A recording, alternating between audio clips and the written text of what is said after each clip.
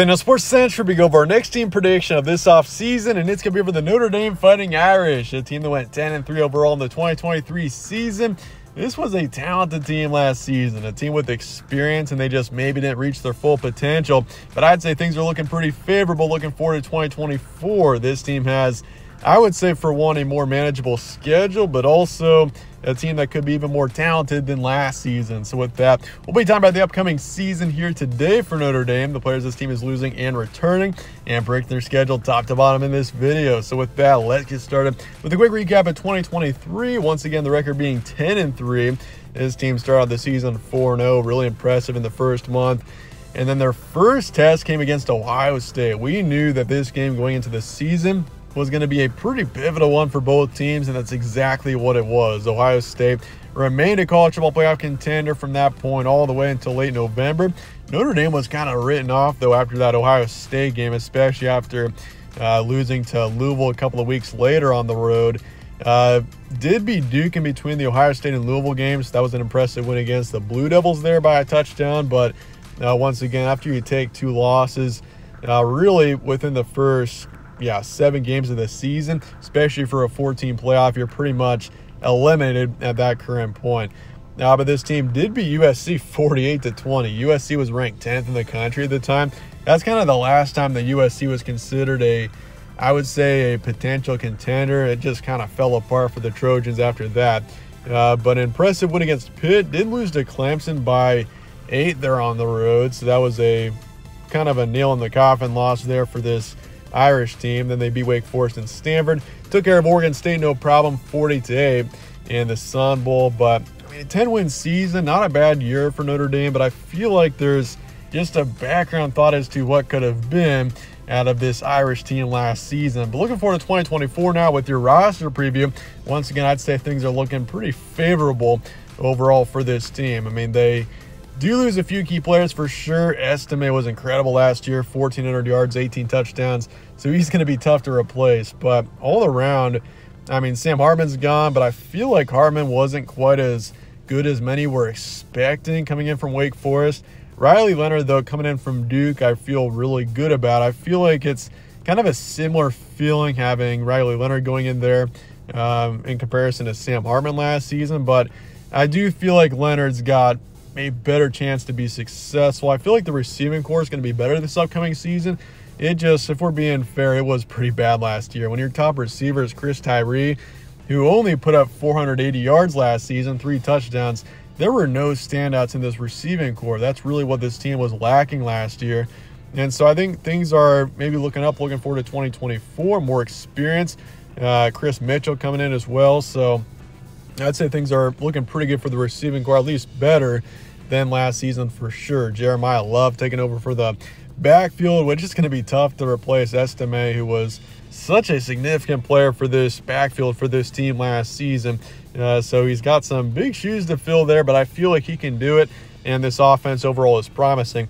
The defense does lose several key players, though. 2 on the D-line, 2 linebackers, 3 in the secondary. So and the transfer portal has been okay for this team, but I wouldn't say great by any means. This team has lost a few key players through that as well. So, I mean, defensively, I'm slightly concerned about this team, but I feel like the offense should be okay. I would still say this is a dark horse team with high potential. Looking forward to 2024. And with that, let's take a look at the transfer portal and recruiting now. Leonard coming in from Duke. Holden Stays is off to Tennessee, tight end last season. We got Chris Mitchell coming in from Florida International, FIU, who looks to be a starter this upcoming season. You also got Bo Collins coming in from Clemson. But you do lose Rico Flores, Merriweather, and Tyree off to different places. But once again, none of these guys were big standouts. I mean, Chris Tyree was the top of the receiving core, but I wouldn't even say he was a standout given the fact he had less than 500 yards last season. And then R.J. Oben is coming in from Duke, edge rusher. And then for the D-line, you do lose a couple of players here. You bring in Jordan Clark from Arizona State. Sounds like he will be a starter this upcoming season, but otherwise you do lose a few key players. Recruiting-wise, 9th in the country, 16 4-stars, 7 3-stars. So not a bad recruiting class. I would say things are bright in the future for this Notre Dame team. Got them at a 9 out of 10 on the future forecast. I would say this team is in a favorable position to be in the playoff this upcoming season, especially with it being up to 12 teams now. But with that, let's take a look at the schedule now, looking forward to 2024. And I would say, honestly, your toughest game of the season might just be in week 1. Texas A&M on the road. This is a tough place to play, and the Aggies are, I would say, going to be improved in 2024. So I will say this: if you can beat Texas A&M in week 1 on the road, you're in a really good spot, I think, heading into the rest of the season. Then you got NIU in week 2, Purdue on the road in week 3. Then you got Miami, Ohio, Louisville, Stanford all at home. Then you got multiple neutral location games this season, 3 of them. Georgia Tech being in Atlanta, that's going to be at Mercedes-Benz Stadium. And then Navy at MetLife, and then Army, which is going to be a Yankee Stadium there in the second to last week of the regular season. So 3 neutral location games for Notre Dame this upcoming season. Got Florida State at home in early November, Virginia, and then USC on the road to finish out the regular season. So looking at the first month, Texas A&M, I mentioned this before, I feel like this is probably your toughest game of the season. I do think you drop this one. I feel like the Aggies in week 1 are going to have they're going to have the energy to win that game on the road. That's a brutal place to play, especially in week 1. It's going to be tough. So I do think Texas A&M takes that one, but that'll be a close game for sure. And once again, if you can pull off a win in College Station in week 1, you're in a really good position. I think looking forward to the rest of the season.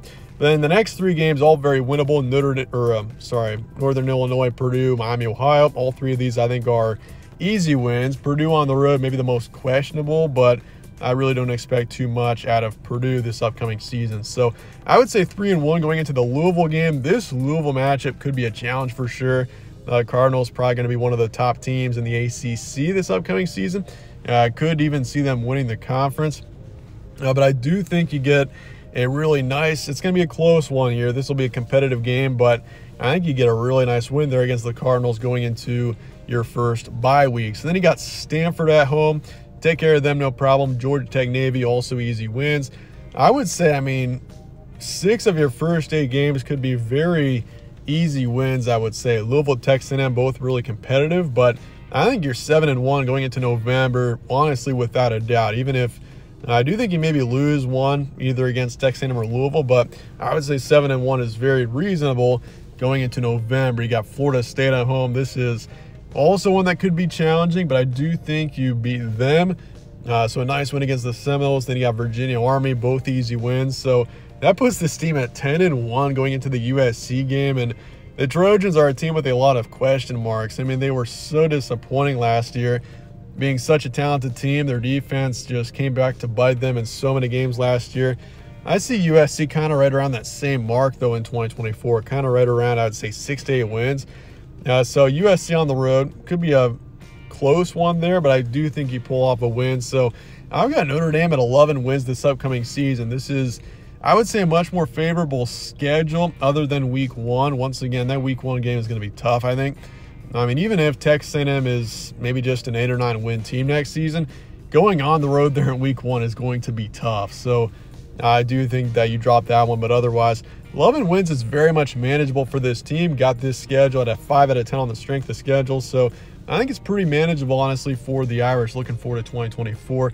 As for the range, I'd say 12-0 for the ceiling for sure. 9-3 is the floor. That's the worst possible record this team could have this upcoming season. But I do think, that basically assumes that you lose 3 against Texas A&M, Louisville, Florida State, or USC.